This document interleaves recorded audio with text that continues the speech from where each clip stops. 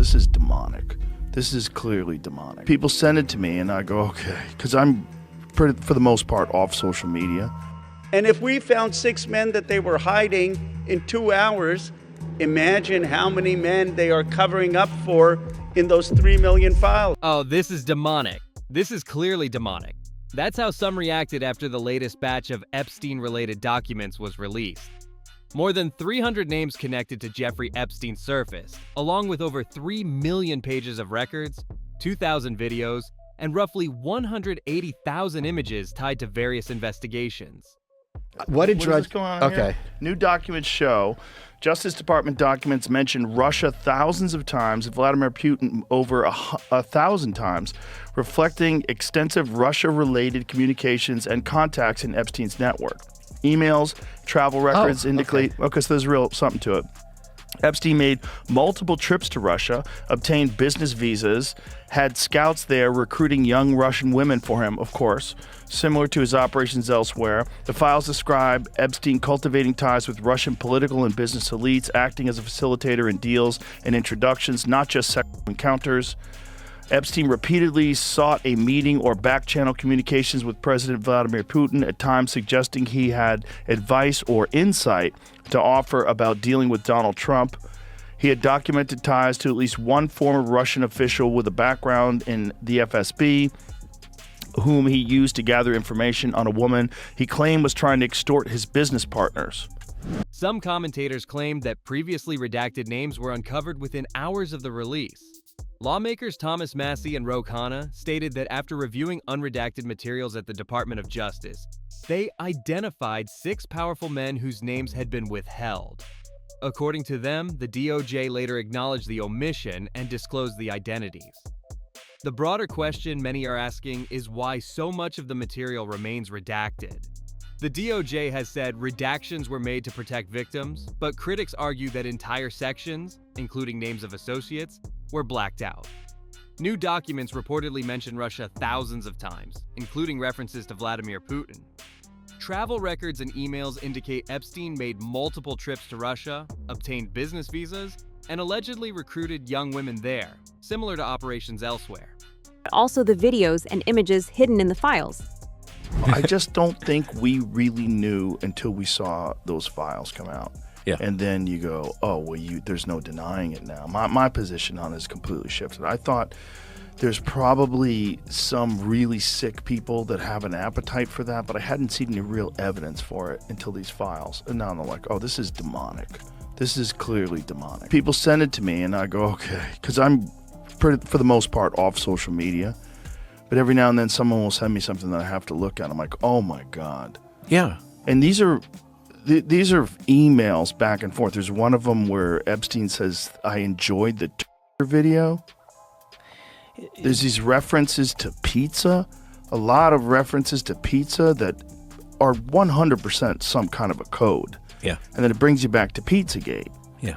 The files also describe Epstein attempting to cultivate relationships with Russian political and business elites, positioning himself as a facilitator in introductions and business discussions, not only social encounters. Reports suggest Epstein sought back-channel communications with President Putin and claimed to have insights about global political figures. He was also said to have communicated with individuals connected to former Russian officials. Among the newly discussed names was Sultan Ahmed bin Sulayem, CEO of Dubai Port World. Emails released in the files show friendly exchanges between Epstein and bin Sulayem, including discussions about travel and social gatherings. Representative Massie later identified bin Sulayem as one of the previously redacted figures. To talk about Sultan Ahmed bin Sulayem, resigned as CEO of DP World. This is Dubai's largest port operator. Doesn't help when you have this email, June 2013, from Epstein to bin Sulayem. All I know for sure is that you're one of my most trusted friends in every sense of the word. You have never let me down, not once, not half of once, and I greatly appreciate the time we spend together.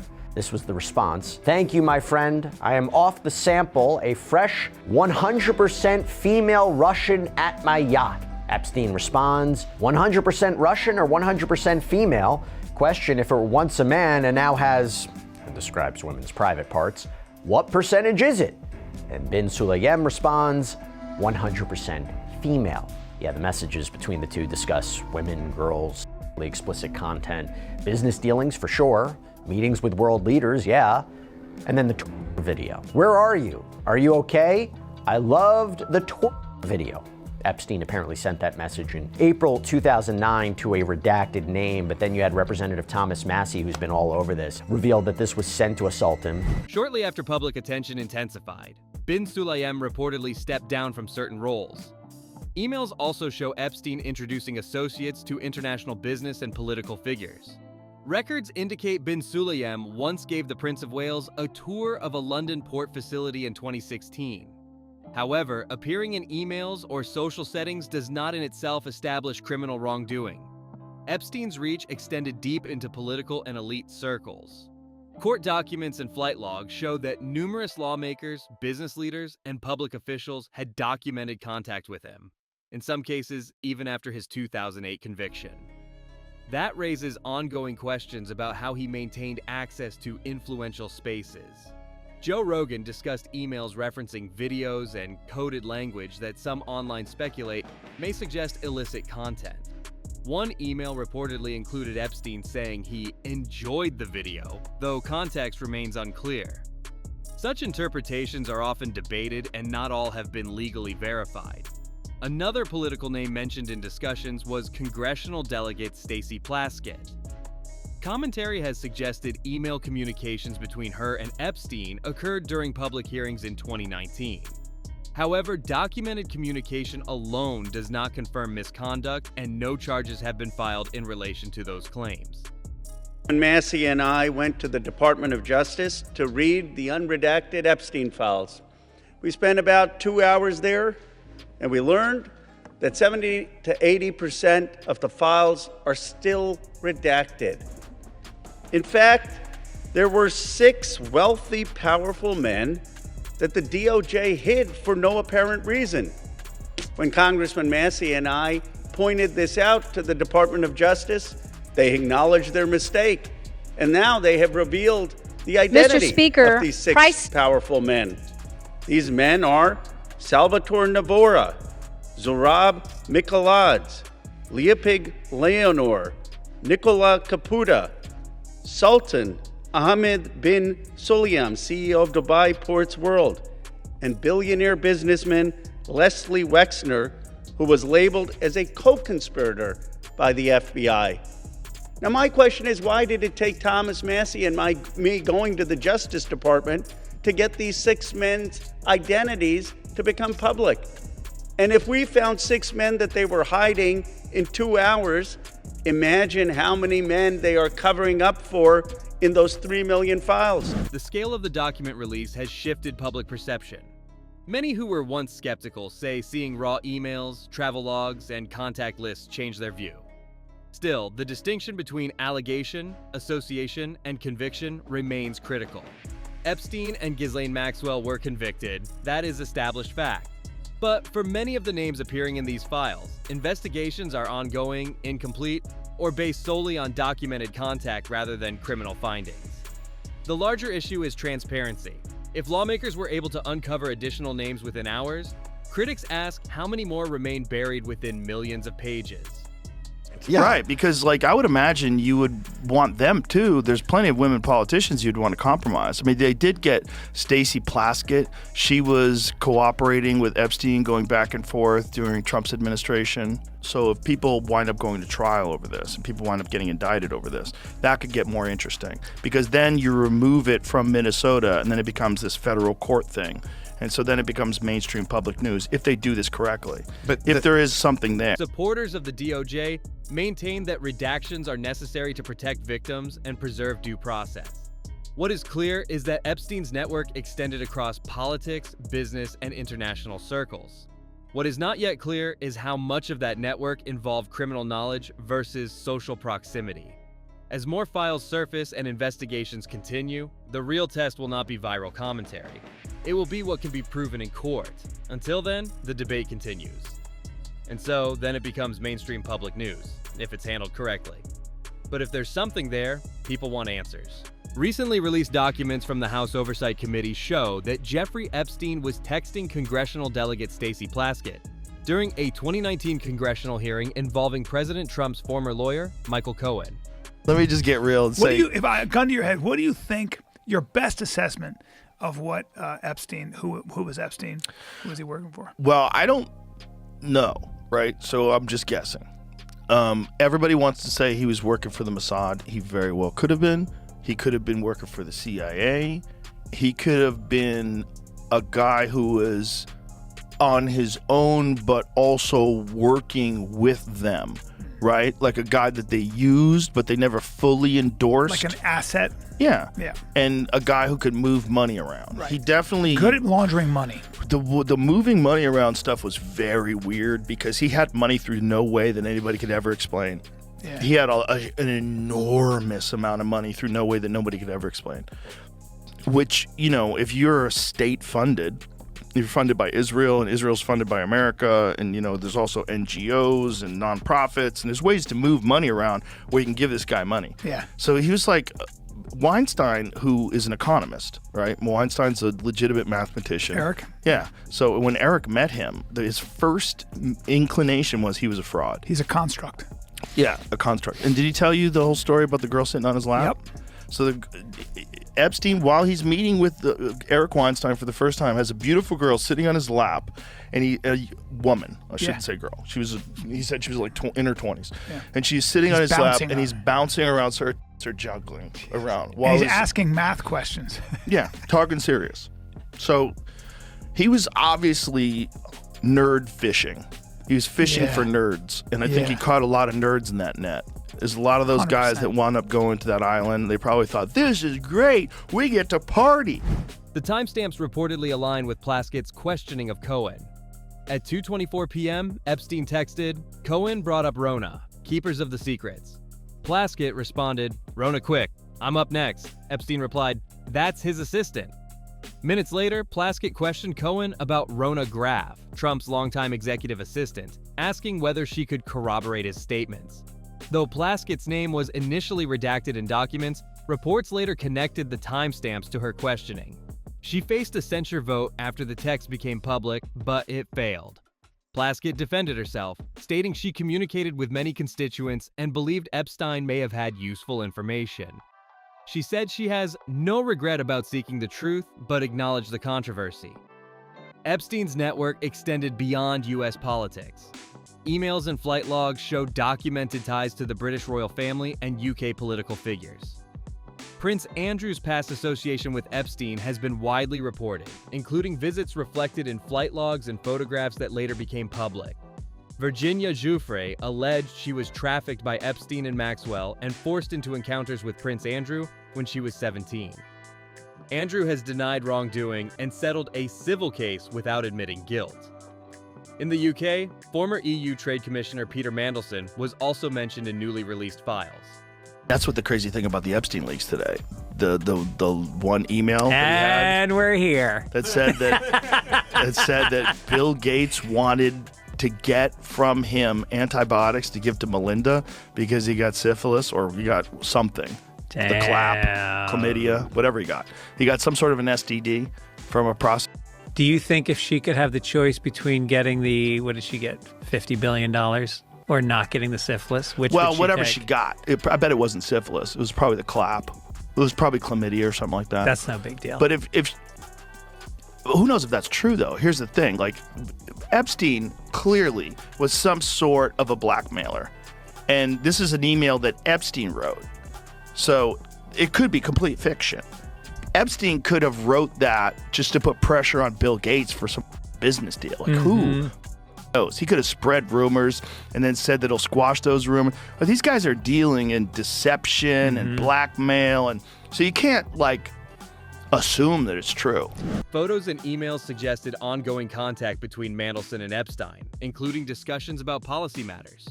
Documents reference financial transfers and advisory conversations after Epstein's 2008 conviction.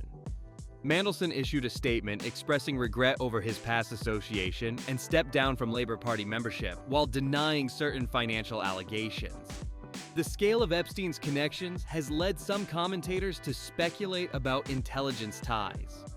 Joe Rogan discussed theories suggesting Epstein may have operated as an asset for intelligence agencies, though no official confirmation supports that claim. Rogan noted Epstein had vast unexplained wealth and connections to high-level figures across politics and business. Bill Gates' name also appeared in some emails. In one message, Epstein claimed he helped Gates with personal matters involving medical treatment and relationships. Rogan acknowledged that such emails could be attempts at blackmail or pressure tactics. Gates' representatives have denied the claims, calling them false and stating that Epstein attempted to damage his reputation after their relationship ended. She's happy she's no longer married to Bill Gates. She's happy to be away from the muck, as she put it, and we've just seen this interview with Bill Gates on Channel 9. It's factually true that I was only at dinners. I never went to the island. I never met any women. And so, the more that comes out, the more clear it'll be that although the time was a mistake, it had nothing to do with that kind of behavior. There we go. I never met any women. Wow, this is getting curiouser and curiouser, Esther. Yes, it is. And unfortunately for Bill Gates, now he has to probably deal with the insinuation, at least for many people, that Melinda chose to divorce him and get herself out of that world. Also because of his association or his tenuous links, which he denies, with Jeffrey Epstein. The allegation that he presumably got an STD from a Russian prostitute that was associated with Jeffrey Epstein was actually written in a note by Jeffrey Epstein to himself. Gates has publicly admitted meeting Epstein, but has said he never visited the island and was only present at dinners. He described the association as a mistake and denied involvement in illegal behavior. Melinda French Gates has also spoken publicly about meeting Epstein once, describing him as deeply unsettling and saying she regretted the encounter immediately. What makes all of this so striking is the breadth of Epstein's access, from US lawmakers to British royalty, billionaires, and global executives. That access has fueled ongoing speculation about how he maintained influence for so long. Still, it's important to separate documented contact from proven criminal participation. Epstein and Ghislaine Maxwell were convicted. Many others named in documents have not been charged with crimes. The ongoing document releases raise serious questions about judgment, influence, and accountability. But as investigations continue, the key distinction remains between association and evidence that can stand in court. And that's where the real answers will ultimately have to come from. There we go. I never went, never met any women. Bill Gates has publicly denied visiting Epstein's island or engaging in misconduct.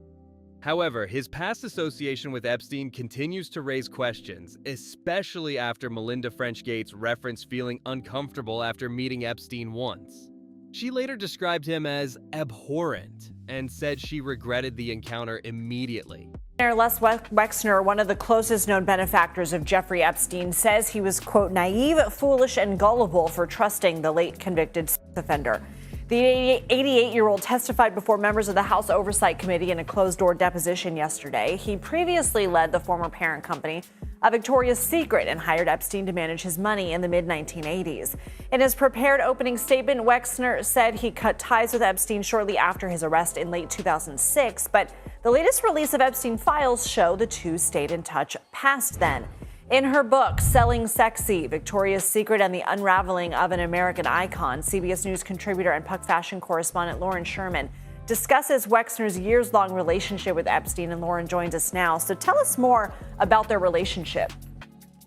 So Epstein was advising Wexner since the early 80s. He was introduced to him by the guys at Bear Stearns. He was vetted by him. He was a casual advisor. And then by the early 1990s, Wexner actually granted him power of attorney, which we all know is a very rare thing to do with a financial advisor. And he had that until 2007 when all these accusations and Epstein started to get into really big trouble. Wexner has tried to remove himself from the Epstein narrative, but the reality is he made Epstein very rich. And so the two men have been intertwined and have affected Wexner's legacy as an entrepreneur and a person who... Emails released in recent document batches included claims written by Epstein suggesting Gates sought medical treatment after encounters with women connected to Epstein.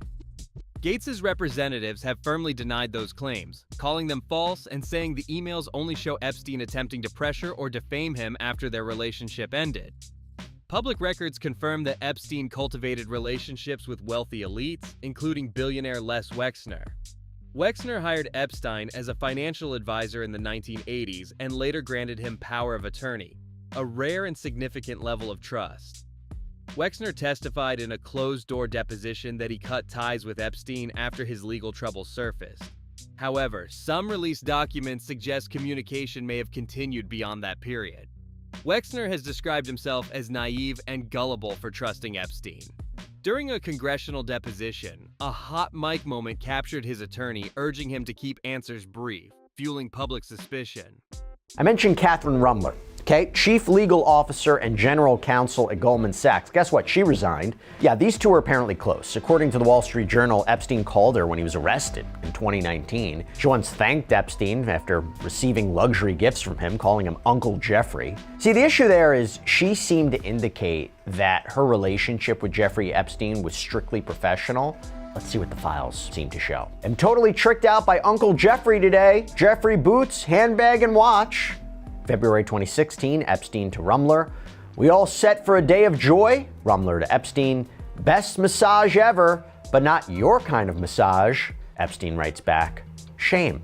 May 2015, Epstein writes, if Redacted continues to claim that she had sex with people for money, why is that not prostitution and what I pled guilty to? Every massage person got paid money. No girl came to the house to learn math. Did sex for money change the equation? There was a massage person per day. Some turned out to be younger than others, some as old as 60. I'll explain when I see you. Rumler seems to respond, I think the point is that if she was underage, she cannot legally consent to engaging in prostitution. They would also discuss politics and Donald Trump, or even calling Trump at one point truly stupid. There's this interesting email in 2016 regarding Bill Clinton, where Epstein writes, my memory is a friend. I stopped talking to Clinton when he swore with wholehearted conviction to me that he had done something. He had forgotten that he also swore the exact opposite to me only weeks before. Speaking of Clinton, by the way, there's this one where Epstein writes, do you think Bill Clinton would like to join you, me, Ehud, and Steve? Could be very funny, all off the record. While no charges have been brought against Wexner in relation to Epstein's crimes, the association has impacted his legacy. Epstein's connections extended into major financial institutions. Goldman Sachs' chief legal officer, Catherine Rumler, resigned after emails showed she had accepted gifts from Epstein and offered him advice on reputation management. In emails, she referred to him affectionately as Uncle Jeffrey. Critics noted that she had previously characterized their relationship as strictly professional. There have been no criminal charges against her, but the optics intensified scrutiny. The document releases show Epstein communicating with political figures, business leaders, and academics. In one email, Epstein referenced former President Bill Clinton, recalling contradictory statements Clinton allegedly made to him. Clinton has acknowledged flying on Epstein's plane for Foundation-related trips, but has denied visiting the island or knowing about criminal behavior. Joe Rogan revealed that physicist Lawrence Krauss once attempted to introduce him to Epstein in 2017. Going. Huh? Yeah, I'm in the files for not going. Jeffrey Epstein was trying to meet with me. Oh, I did see that. Yeah, and I was like, what? I'm like, no thanks. Yeah. Aren't you glad? Yeah, but I would have never went anyway. It's like, it's not even a possibility that I would ever went. But especially after I Googled him. I was like, what the are you talking about? This was like 2017. One of my guests was trying to get me to meet him. I was like, you high? Like, what the are you talking about? For what reason would you? What would be... If I was a guy who was like sucking up to the rich and powerful, if I was really interested in hanging out with rich and powerful people. You know, it's crazy. That's so crazy. But yeah, some people get intoxicated by being in a circle of rich and powerful people, even if they're not, like, they don't even have any ambitions of being one of those people. They just want to be around them. They want to be around Nobel Prize winners. And because this guy what he was doing was very clever in that he was getting all of these very powerful and very respected people together. Yeah. And you would figure like, oh, it's if that guy's there, if that lady's Clinton's there. Here. This is fine. Right. Clinton's here. How could this be bad? Yeah. Look, it's Steven Pinker. How could this be bad? Yeah. You know, he's a genius. Like, And so you would go, I would imagine, you would go to these, because there's people that went to these, like he had parties in New York, like he brought in celebrities and comedians. Didn't Louis Black get invited to one of those? I think he's talked about it. I know Chelsea Handler went to one of them. It's like he would bring all these people in, and he'd like to be around famous people and entertainers and a lot of intellectuals and professors. And Noam Chomsky was famously deeply involved. Rogan declined and later said he was glad he did. Emails confirm Epstein was interested in meeting Rogan and even offered to arrange a dinner with high-profile guests. Rogan stated he found the proposal suspicious after researching Epstein. Rogan has also discussed how Epstein surrounded himself with respected intellectuals, celebrities, and politicians. That strategy created a sense of legitimacy. If prominent scientists and public figures were attending gatherings, others assumed the environment was safe. Some commentators argue Epstein operated as more than a financier, possibly as a professional fixer who connected government, business, and elite institutions. There is no official confirmation that he worked for any intelligence agency, but speculation continues due to his unexplained wealth and access. Alex Jones previously warned Rogan about Epstein years before the conviction, describing an island where powerful figures were allegedly compromised. At the time, Rogan thought it sounded unbelievable. After Epstein's arrest, Rogan admitted some of those warnings were closer to reality than he expected. Still, separating fact from speculation remains essential. Epstein ran a documented criminal operation and was convicted. Ghislaine Maxwell was convicted as well. Beyond that, investigations continue into the broader network of contacts. The deeper concern many raise is whether Epstein was unique or simply one example of a larger class of fixers who operate between government and private power structures, facilitating influence and protecting elite interests. What is confirmed is this: Epstein built relationships across politics, finance, academia, and entertainment. His crimes were real, his access was extensive, but association does not automatically equal participation in criminal conduct. As more documents are reviewed, the public continues to demand transparency. The goal isn't speculation, it's clarity grounded in evidence. Jeffrey Epstein may be gone, but the questions about how he gained influence and who enabled it remain very much alive. If you believe full transparency matters, stay informed and continue the conversation.